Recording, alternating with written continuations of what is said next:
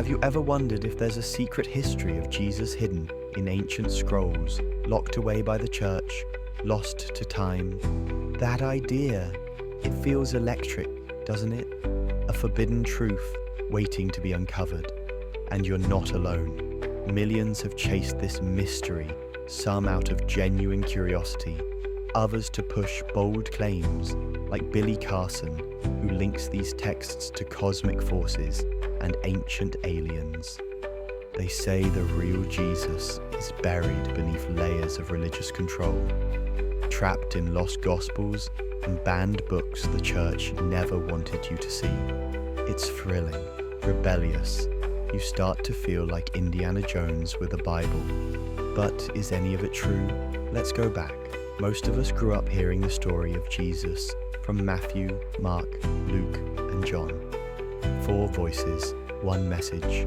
But what if someone told you there were dozens of other Gospels texts that speak of Jesus as a mystic sage, a married man, or a cosmic being from another realm? The call to adventure is undeniable. These lost Gospels promise a deeper truth, a richer Jesus, and a narrative unshackled from the constraints of organized religion. For many, that's a tempting offer. But wait, why haven't we heard these before? Who decided what was sacred and what was heresy? And more importantly, are these books even reliable? That's where our journey gets complicated. It's tempting to believe these texts were banned in a smoke-filled room by bishops with secret agendas. But the truth? It's less conspiratorial and far more human. Many of these so-called lost books were simply forgotten. Papyrus decays, writings fade, and in the early centuries there were hundreds of texts circulating, many with competing claims. The ones we call canonical weren't chosen in a single vote. They were recognized over time because churches across the ancient world were already reading, copying, and trusting them. Still, let's meet these mysterious Gospels, starting with the most famous, the Gospel of Thomas. Discovered in 1945 in a jar buried in the sands of Nag Hammadi, Egypt, it's a collection of 114 sayings attributed to Jesus. Some sound familiar, others sound bizarre. Like this one, every woman who makes herself male will enter the kingdom of heaven. That's not exactly Sunday school material. There's no story, no miracles, no crucifixion, just cryptic lines with a heavy Gnostic flavor, emphasizing secret knowledge and spiritual escape from the material world. Most scholars date it to the mid-2nd century. In other words, it's not from the Apostle Thomas. It borrows from the canonical Gospels and adds a mystical twist. Then there's the Gospel of Philippi favorite among those who claim Jesus married Mary Magdalene. But read closely, and you'll find it's less about romance and more about abstract esoteric rituals. It talks about sacraments and divine unions, but the manuscript is fragmented, and the language is symbolic at best. Was the kiss literal or spiritual? No one really knows. And let's not forget the Infancy Gospel of Thomas, where young Jesus turns into a divine toddler with temper issues.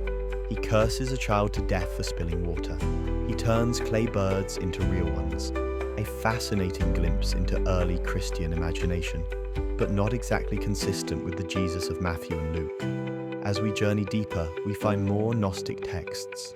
The Gospel of Mary, where cosmic visions replace resurrection accounts. The Gospel of Judas, where Jesus laughs at his disciples and shares secret knowledge with his betrayer. And the Gospel of Truth, where salvation is found not through faith or grace, but through decoding the mysteries of divine fullness.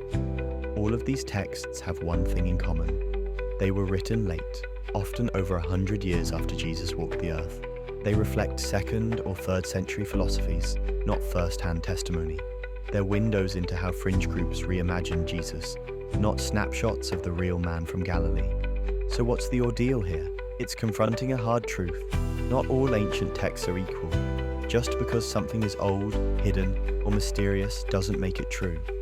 The canonical Gospels survived because they were rooted in early eyewitness testimony, shared across continents and resilient under persecution. The others, they came later, borrowed ideas, pushed fringe ideologies, and in many cases directly contradicted the life and teachings of Jesus.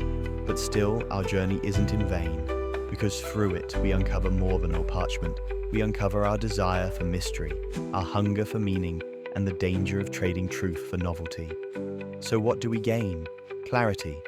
We now see that these lost gospels aren't hidden truths. They're ancient fan fiction, fascinating but flawed. They reflect spiritual trends, not historical facts. And in that realization, we find a deeper appreciation for the texts that did endure 4 gospels, that, despite scrutiny, still stand as the most reliable record of the man who changed the world. And as we return from this journey, we carry something back. Discernment. The ability to question without drifting, to explore without losing the ground beneath our feet. The Bible isn't perfect because it's old. It's endured because it tells a story that is grounded, tested, and transformative.